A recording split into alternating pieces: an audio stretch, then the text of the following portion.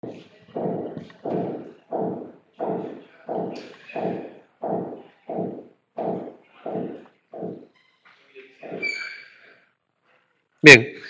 ah, vamos a salirnos un poquito del tema de pruebas diagnósticas, vamos a hablar sobre muestreo. Los ejercicios, esos detalles los vamos a ver mañana. Vamos a poner unas preguntas y vamos a discutirlos. Ya empezó el martillo. Ahora vamos a tocar algunos temas muy generales sobre tipos de muestreo sobre todo y algunas consideraciones al momento de calcularlos o tomarlos en cuenta. Bien, para empezar, ¿por qué siempre hablamos de población? ¿Por qué siempre hablamos de muestra? ¿Y por qué hablamos del proceso que es el muestreo en sí? Porque nos va a ser bastante complicado muchas veces llegar a medir todo lo que pasa en una población, aunque lo que queremos es poder hacer que los resultados reflejen lo que pasa en la población. Entonces, ¿qué necesitamos? Básicamente hacer inferencia. Esa inferencia está en que yo en un grupo muy pequeño puedo hacer todas las mediciones y después yo puedo inferir ese resultado a la población total. Pero para que eso sea posible yo necesito que tanto la muestra como la población sean comparables, sean similares. Quiere decir que las características de la muestra y de la población son similares. Estamos hablando de que el promedio de talla en la muestra debe ser cercano al promedio de talla en la población, ¿no? Y hay varios estadísticos, indicadores que se utilizan para ello. Pero en esencia el concepto es que debe haber similitud entre las características. Y entonces solo si eso se da, yo pudiera estar hablando de una inferencia estadística adecuada. ¿Cuál es el detalle? Cuando yo hablo de población, las mediciones normalmente son los censos, ¿no? Que hablan de toda la población, miran todos los sujetos y obtienen los datos y a partir de eso se tienen resultados o indicadores. Si yo voy a una muestra, primero hago el muestreo y recién ese resultado es el que voy a extrapolar. Entonces, lo importante es saber cuál es el objeto del estudio. ¿Por qué? Porque para yo determinar mi muestra adecuada, yo tengo que saber qué cosa estoy estudiando. Entonces, no es que yo digo, bueno, yo voy a ver los pacientes con VIH y por eso yo voy a hacer el estudio en Lima. ¿Por qué? Porque en Lima es una muestra representativa. No, o sea, ¿qué hace que sea representativa? Tienen que ser características similares, tanto de cosas que conozco como cosas de que no conozco. Entonces, debería estar pensando no solo en geografía, sino en características como edad, sexo, raza, condición socioeconómica, en general todo lo que yo puedo inferir y además en todo aquello que yo no me acuerdo, no me doy cuenta, que sería lo ideal. Y entonces ahí se torna importante el proceso de muestreo. El muestreo en sí está dado de tal manera que yo pueda, con cierta probabilidad, estimar las características de esa población en base a lo que yo encuentre en esta muestra pequeña. Entonces vamos a ver algunos conceptos. Primero, población o universo. En realidad no es todo el país ni es todo el mundo. La población o universo es todo aquel grupo de sujetos de estudio a los cuales yo quiero extrapolar mis resultados. O sea, para los cuales yo quiero que sea válido el resultado. Entonces, ese conjunto puede ser infinito o puede ser finito. O sea, puede ser, digamos, yo quiero que los resultados se apliquen para los estudiantes de medicina de Cayetano Heredia. Bueno, esa es mi población, que es chiquita, de repente no son muchos, son 800 alumnos, pero esa es mi población. Sería diferente si mi población es los estudiantes de medicina del Perú. Yo quiero extrapolar mis resultados a los estudiantes de medicina del Perú, entonces, es otra población. Implica Cayetano, San Marcos, etcétera, ¿no? Entonces, dependiendo de cuál es mi población, es que yo voy a determinar mi muestra y cómo voy a hacer el muestreo. Y entonces, yo pudiera tener una población infinita. Por ejemplo, yo les digo, los alumnos en edad escolar peruanos. ¿Cuántos niños están en edad escolar en el Perú?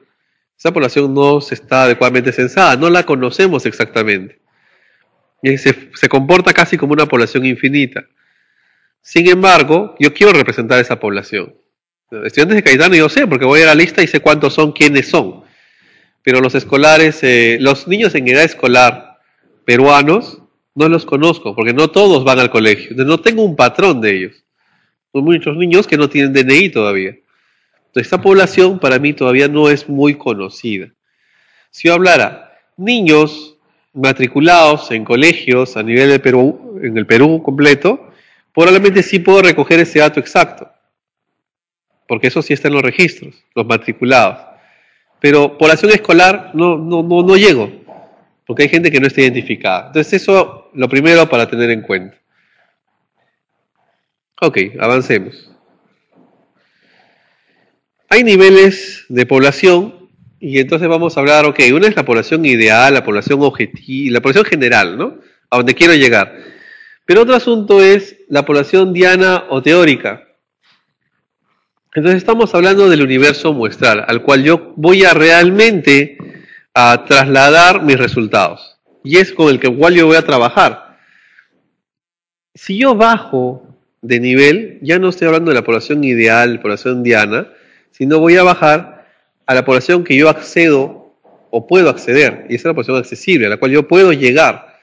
Y eso puede estar dado por tiempo, por geografía, por muchas cosas, ¿no? Por cuestiones prácticas, básicamente. Y entonces, hablando de los niños en edad escolar, mi población diana van a ser todos los niños que están en edad escolar. Pero mi población accesible, ¿cuál va a ser? Primero, va a estar limitado por los que conozco, o sea, los que probablemente estén en el colegio. En segundo lugar, de repente hay niños a los cuales no voy a poder llegar, así sepa que existen, porque están en un pueblo muy alejado y logísticamente no puedo llegar. Y entonces mi población accesible varía. Va a depender de qué cosa estoy haciendo. Por más que yo sepa dónde están, de repente no puedo llegar a ellos. Entonces esa es la población accesible. Y entonces yo lo que tengo es un universo muestral al cual yo quiero llegar para generalizar los resultados, que puede estar definido de manera teórica, no sé, pero que finalmente mi marco muestral no va a estar en ese universo, sino va a estar en mi población accesible. ¿Sí? Porque yo no puedo muestrar a lo que no llego, sino solamente a lo que yo puedo acceder. Entonces mi muestra va a estar basada en la población accesible en realidad. ¿Sí? Entonces digamos que el supuesto de representatividad va a estar dada muchas veces en una cuestión de yo creo que esta población se va a comportar de manera similar al objetivo que yo tenía inicialmente. Y un ejemplo es, por ejemplo, yo debo de definir claramente en una población en qué tiempo se va a ver, en qué lugar o espacio, cuáles son las personas, qué tipo de personas voy a ver. Debo tratar de extrapolar este marco muestral del lugar donde voy a sacar mi población a una población mayor, una población ideal. Casi nunca nos van a interesar poblaciones específicas chiquititas. Por ejemplo, yo no voy a querer hacer un estudio sobre estudiantes de Cayetano Heredia necesariamente, porque eso es una población muy pequeña. Yo sé que hemos visto muchos trabajos que dicen, ¿no? Depresión en alumnos de la Facultad de Medicina del 5º año, de sexo masculino. O sea, se hace tan específico que la utilidad práctica se limita. Entonces, mejor hablar de una población en la cual hablo de todos los estudiantes de medicina o estudiantes, ¿no? de facultades de medicina o estudiantes universitarios, ¿no? Estamos hablando de una población mucho más grande que tiene una utilidad práctica mayor, ¿no? Y entonces yo debería estar siempre pensando a qué población accedo y con cuánto sesgo voy a acceder a esa población o voy a dejar de acceder a otra población. Entonces, supongamos que yo quiero medir el rendimiento académico de ciertos niños, ¿no? Entonces, ¿qué niños? Los que están en el Perú son escolares, pero que por cuestiones de factibilidad económica no puedo llegar a todos ellos, entonces me quedo en zonas urbanas. ¿Cuál es mi población diana objetivo? Todos los niños. ¿Mi población accesible cuál es? Los niños en zonas urbanas. Ya no llego a las áreas rurales. ¿Son comparables? Sí, no, si cierto sesgo va a existir, pero no llego a más. Entonces yo asumo ese sesgo con el que voy a trabajar. Entonces, y sobre este grupo de zonas urbanas, sobre ese grupo yo voy a hacer mi muestreo. Porque no voy a poder trabajar tampoco con el otro, no sé ni cuántos son. Entonces digamos, ¿a quién deseo generalizar los resultados? A todos los niños. Esa es mi población en teoría. Esa es la población a la cual yo quiero llegar. ¿A quién puedo acceder en el estudio? A los de zonas urbanas. Esa es mi población estudiada. ¿Cómo puedo acceder a ellos? Ok, numero a todos los que son accesibles y determino mi marco muestral. sea, he ubicado cada uno de los niños en zonas urbanas y cada uno de ellos forma parte de mi marco muestral. O sea, cada uno tiene la oportunidad de ser elegido para mi estudio. ¿Y quién forma parte del estudio entonces? Un grupo elegido de estos sujetos que los voy a enumerar y esos son mi muestra. ¿Sí? Entonces esa es la secuencia de cómo yo voy disminuyendo o armando mis grupos. Entonces, un ejemplo práctico también.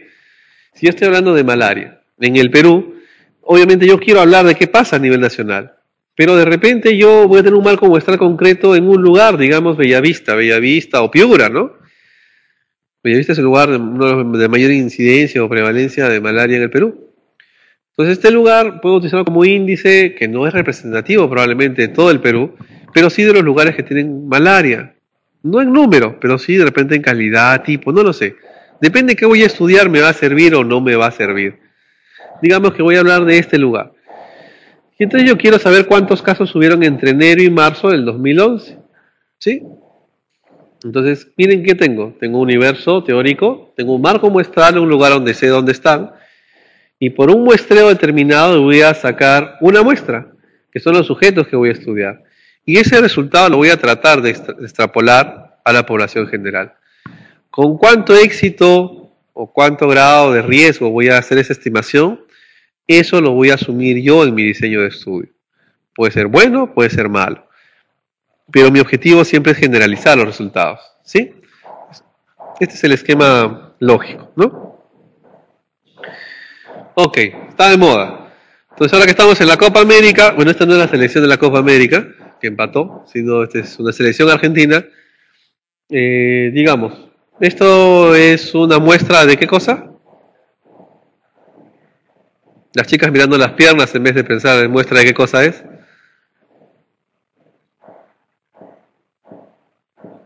¿Muestra de quiénes es? De ingenieros, dice. No. Chancay no lo veo acá. ¿Muestra de quiénes es?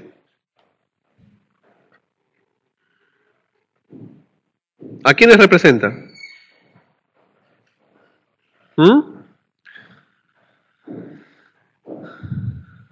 Chancay tampoco opina. ¿Representa a los argentinos? ¿No? ¿A quiénes? A los jugadores argentinos. ¿Sí? ¿Todos de acuerdo? A los futbolistas argentinos. O sea, todos los futbolistas argentinos son como ese chiquitito pelucón 19, ¿no? Todos juegan igualito. Total. ¿Representa o no a los jugadores argentinos? Eso no es una muestra. Sí es una muestra. La pregunta es, ¿una muestra representativa? Para nada. Esta es una selección. Esto es como cuando ustedes eligen de una población, dicen, voy a elegir a tales sujetos y voy a estudiarlos. Y después quieren generalizarlo a toda la población. ¿Se dan cuenta? Ustedes hacen una selección. Cuando es una selección, la selección no representa a todos. Tendría que ser una muestra, un muestreo. Puede ser de varias formas, ¿no? Aleatorio, sistema, hay varias formas. Ok, entonces esta es una muestra no representativa. Todos de acuerdo. Cuando ustedes dicen todos los políticos son iguales, ¿eso es cierto?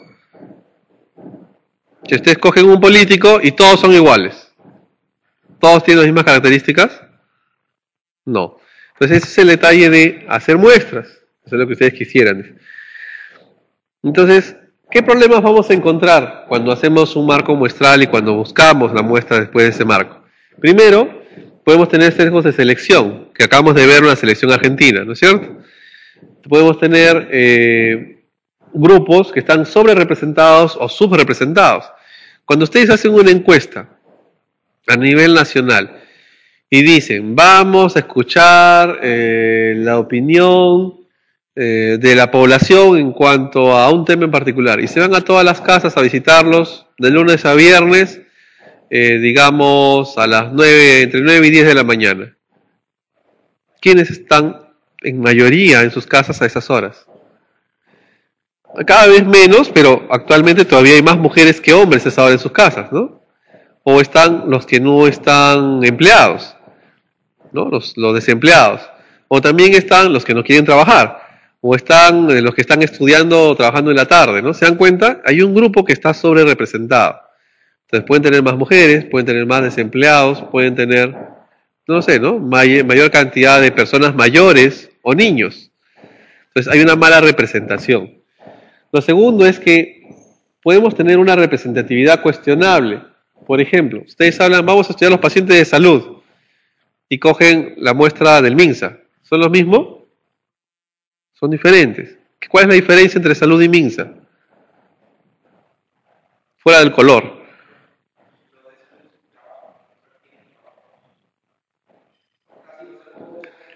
Ok, los de salud todos tienen un empleo. Los del ministerio, no. Entonces hay una diferencia importante. ¿Sí? Si el universo es relevante, poco interesante, ¿no? O sea, yo digo, vamos a tener estudios sobre los estudiantes, su promoción. ¿Es relevante? ¿Cuánto va a trascender? Yo sé que todos ustedes son importantes, pero contra todo, los estudiantes de medicina, ¿lo representarán bien, más o menos? No sabemos. Entonces, hay algunos problemas que tenemos que tener en cuenta al momento de hacer el muestreo.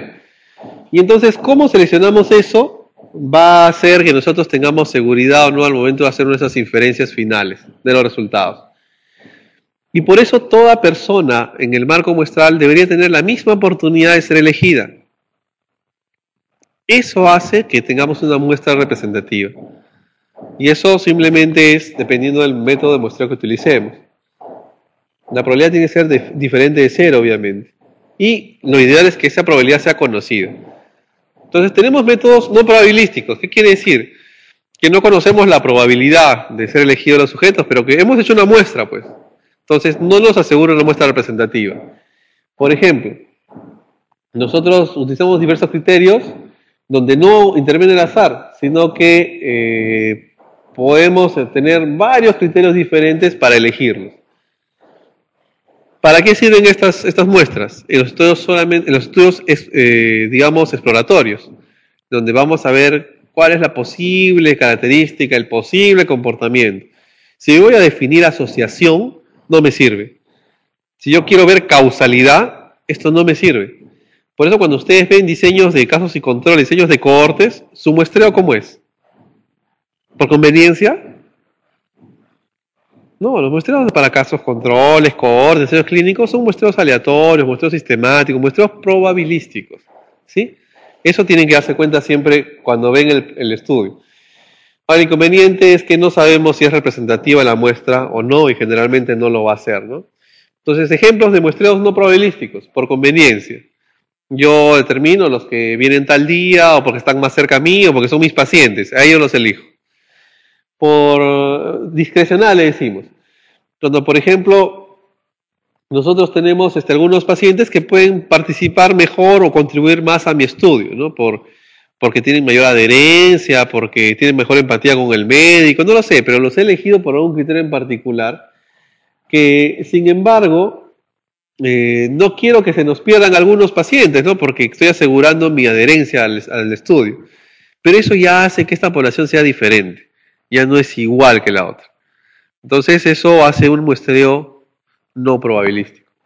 Y finalmente por cuotas, ¿no? Donde yo digo, no, yo quiero que hayan 7 hombres, 7 mujeres en el estudio, y además quiero que haya la mitad de pacientes mayores de edad y la mitad de pacientes menores de edad. Yo estoy poniendo criterios arbitrarios. No estoy haciendo que sean representativos de la población, sino representativos de lo que yo quiero. Y puede ser que en la población no sea 50-50, sino sea 60-40.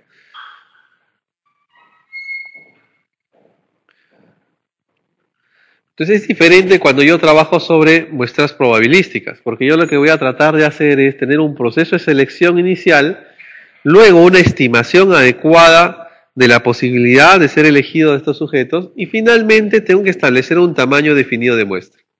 O sea, estos 3 criterios tienen que estar presentes si yo voy a hacer un muestreo probabilístico. Ya dice, ya va a salir. Muestreo probabilístico. ¿Qué más? Los datos deben obtenerse de alguna forma aleatoria, eso llamamos probabilístico, probabilidad de ser elegidos. Todos los individuos tienen una cierta probabilidad de entrar al estudio. Y además, vamos a ver algunos ejemplos de muestreo, muy sencillos. Primero, aleatorio simple, sistemático, estratificado por conglomerado. Y existen los otros que son los multietápicos, ¿no? Que ya mezclan varios de estos. Por ejemplo, si yo tengo el aleatorio simple, ¿cuál es la primera cosa que tengo que tener en cuenta? Que necesito conocer cuántos sujetos existen, cuántos son. Debo saber conocer a toda la población. Si yo no sé cuántos son, no sé quiénes son, no puedo hacer un muestreo aleatorio simple, porque eso es un criterio básico para poder hacer este muestreo. Obviamente utilizo una probabilidad, utilizo una fórmula y todo, ¿no? Pero lo primero que tenemos que tener como criterio es que necesito conocer el marco muestral. ¿Cuántos son y quiénes son? ¿Es fácil de hacerse? Por supuesto, porque yo digo, ok, acá tenemos 3, 6, 9, 10 sobrevivientes de la clase. Y esos 10 sobrevivientes son mi marco muestral. Y de ustedes voy a escoger al azar, a todos les doy un papelito que puede ser 1 o 0. Y a los que salen 1 les digo, bueno, les doy un helado para que se despierten. Todos tienen la chance, les doy el papelito, los dos, uno por uno les voy dando los papelitos, ¿no? Salió sorteado el helado, no le tocó helado, no le tocó, sí le tocó y así. Todos tuvieron la misma oportunidad. Todos tuvieron la misma oportunidad de tener helado o de no tenerlo.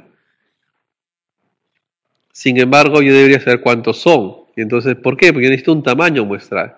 Entonces yo tengo que elegir, ok, de todos ustedes yo tengo que tener cuántos. Si mi muestra es de 5, yo necesito 5 helados puestos acá y tengo que calcular de tal manera que 5 salgan elegidos y no salgan 6, ni 7, ni 3, ni 2, sino los 5 que yo determiné porque mi tamaño muestral decía 50%. ¿Sí? Entonces, eso forma parte del muestreo aleatorio simple y para eso necesito saber cuántos son. ¿Qué problemas hay? No siempre tengo el listado de los individuos de los alumnos, o de las personas, o de los sujetos.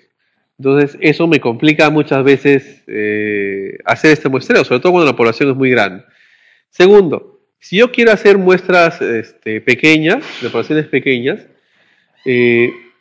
pudiese ser que como son tan poquitos, digamos en este grupo que yo les decía 10 y de ellos salen 5, de repente sobre represento un grupo. Entonces, esto sobre todo está dado para tamaños medianos o grandes, pero debería conocer la población. Y yo podría elegir por un número de DNI. ¿Cómo es la mejor forma de hacer un muestreo aleatorio simple?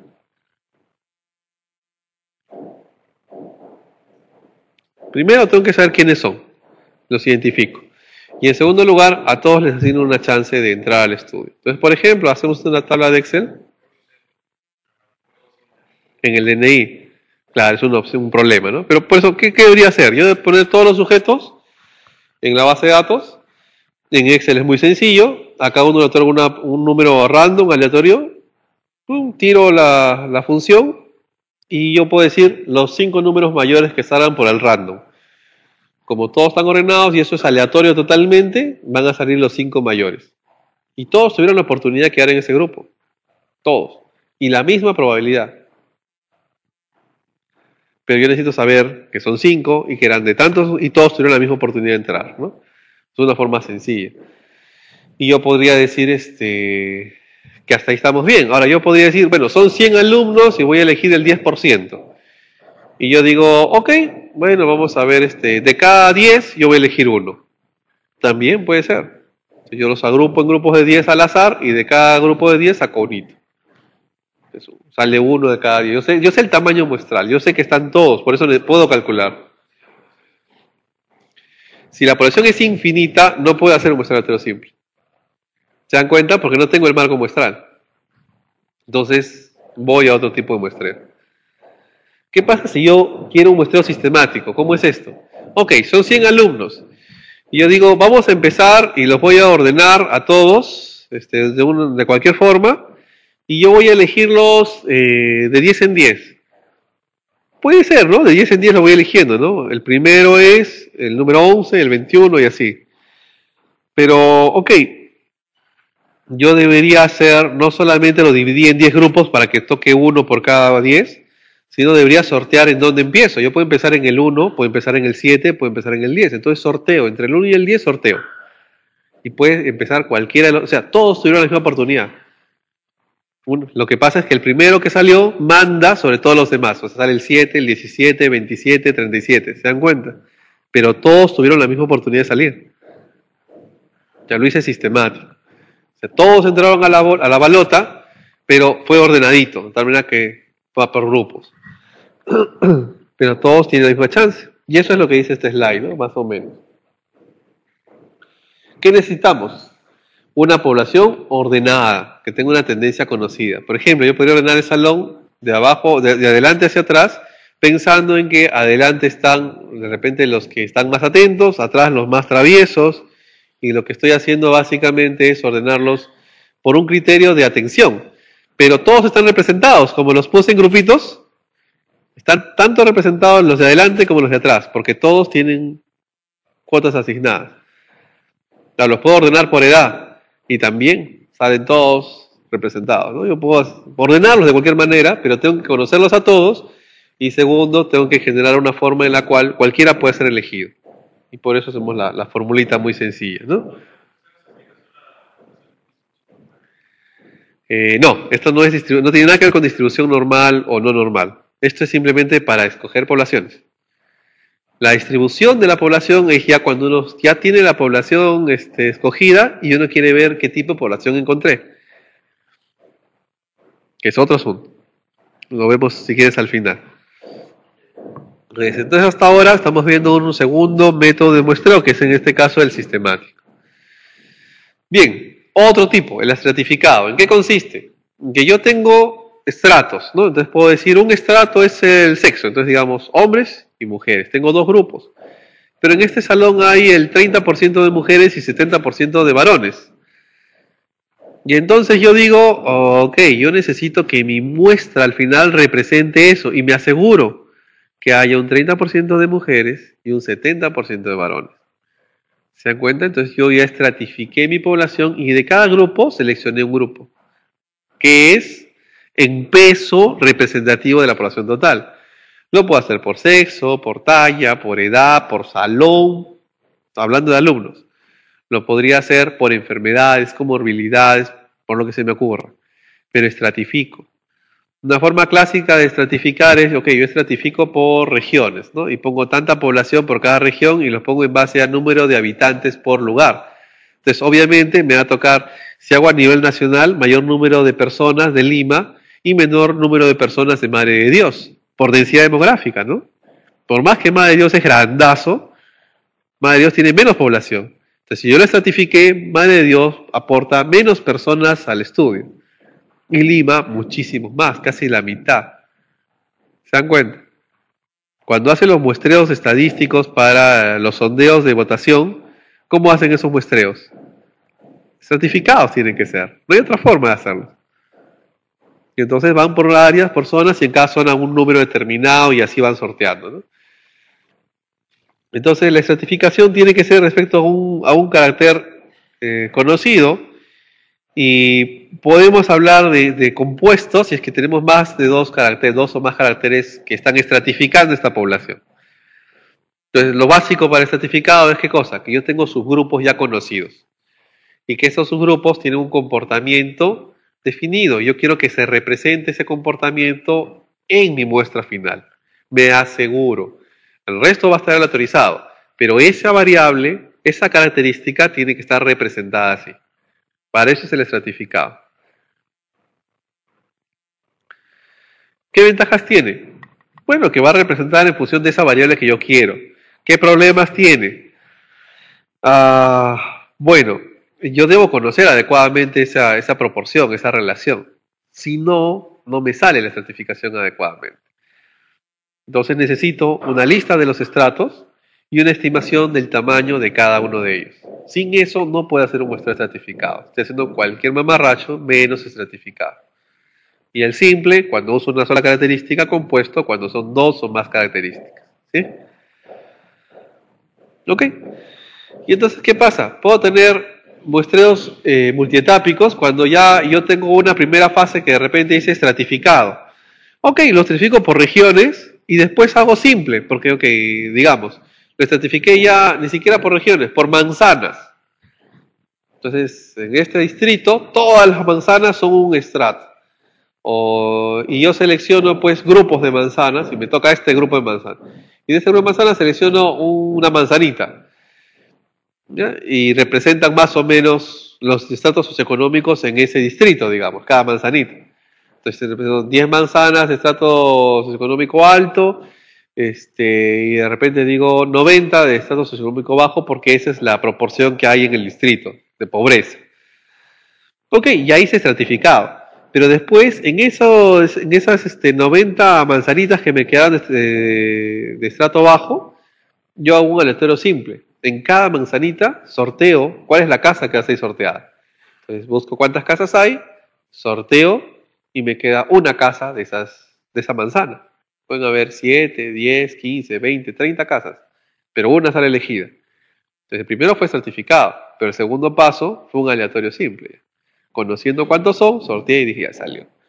Entonces yo comienzo a hacer multi-etapas para poder tener y yo puedo hacer tantas etapas como necesite en realidad, ¿no? Entonces, en conclusión, ¿yo qué necesito para una muestra en realidad? Primero, que sea representativa. O sea, que represente que las características sean similares en la muestra a la población. Segundo, que sea viable, que sea factible tomarla. Si no es factible, no me sirve. Por las puras hice todos los cálculos. Entonces tiene que ser una forma accesible. Tercero, que sea suficiente, ¿no? Que me permita recolectar la mayor cantidad de información al menor costo posible. Cuando ya no se hace eficiente el sistema, yo ya no puedo trabajar con esa muestra. Entonces ese es un poco el asunto. Yo trabajo pues ahí con las muestras, trabajo con el número y trabajo con el poder de mi estudio, ¿no? Eso es lo que trato de ver. ¿Y todo para qué? Para poder conseguir una inferencia estadística. Quiere decir, con cierto grado de probabilidad, yo decir que esta muestra representa a la otra. Que ese resultado que encontré en la muestra es lo mismo que pasa en la población. Y eso es todo. Eso es todo el misterio de lo que es muestreo.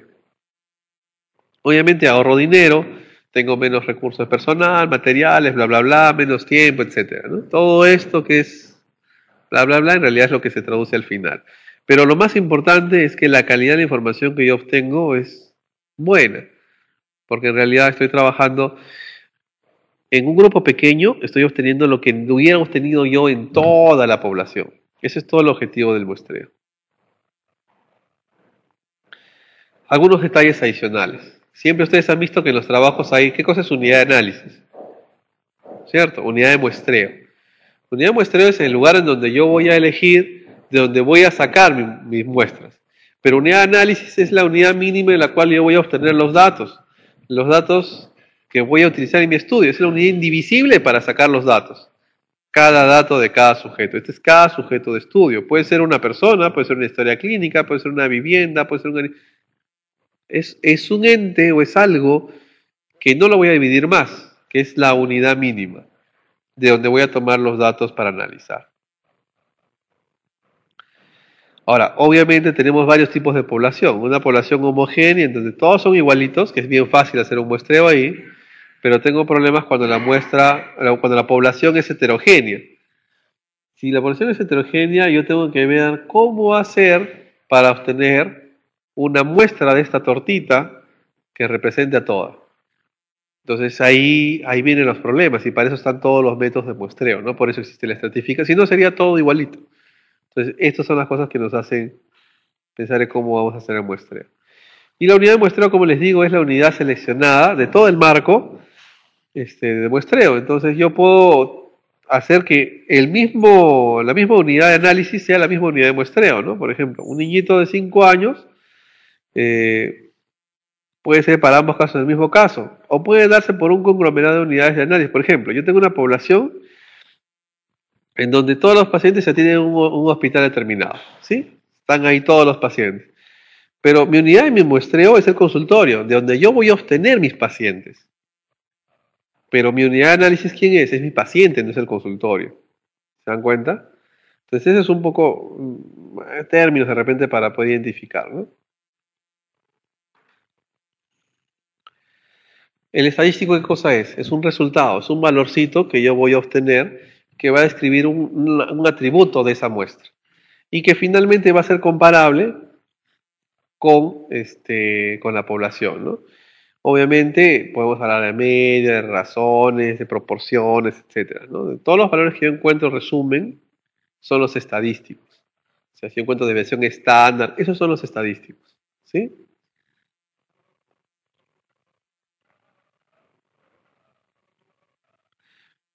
Bueno.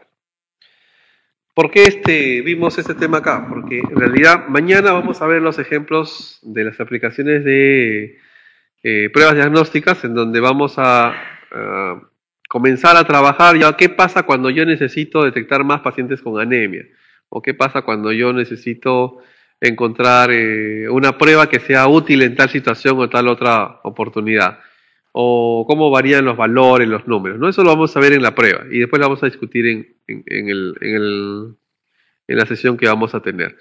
Y entonces antes de dejarlos ir temprano, lo que preferí es un poco hablarles sobre muestreo en general, ¿no? Yo os he visto bastantes comatosos hace un rato, así que trataba de hacer una cosa bastante cortita. No sé si hay alguna duda. Esto es bien sencillo en realidad, pero no nos detenemos a pensar en los tipos de muestreo que hay, que a veces nos han preguntado también, y en qué características son fundamentales. Si yo divido rápidamente, el aleatorio simple y el sistemático son los que necesitan, de todas maneras, como requisito, un marco muestral definido. Segundo, si yo voy a hablar el estratificado, lo que necesito es saber por lo menos las proporciones que hay entre estratos. O sea, cómo se comparan unos otros en cantidades para poder estratificar adecuadamente, ¿no? ¿Qué más es importante? Yo puedo hacer una muestra no probabilística, perfecto, no hay ningún problema. El detalle es que yo voy a trabajar sobre estudios sobre todo de tipo exploratorio, donde quiero saber, ok, vamos a ver cómo se comporta la población.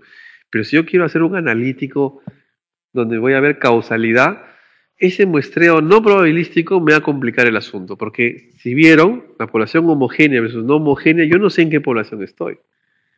Y no sé cuán mal representado voy a estar si yo comienzo a elegirlos porque se me ocurrió. Si estoy en población homogénea, no hay ningún problema. Pero si la población es heterogénea, sonamos. Nos sale cualquier cosa. Entonces, esos son más o menos los criterios para muestreo, muestrear, ¿no? El otro que quería que esté claro es población accesible, población diana, ¿no? Y finalmente llegar hasta la unidad de muestreo o la muestra misma, ¿no? No sé si tienen alguna pregunta, alguna duda sobre este tema, que es bien cortito, ¿no? Podemos hacerlo más largo, pero ya los veo bien cansados. No, terminamos con Glasgow 14, estamos bastante bien. Bueno, chicos, yo les agradezco la paciencia. Mañana el examen bien sencillo. Vemos, pues. Gracias.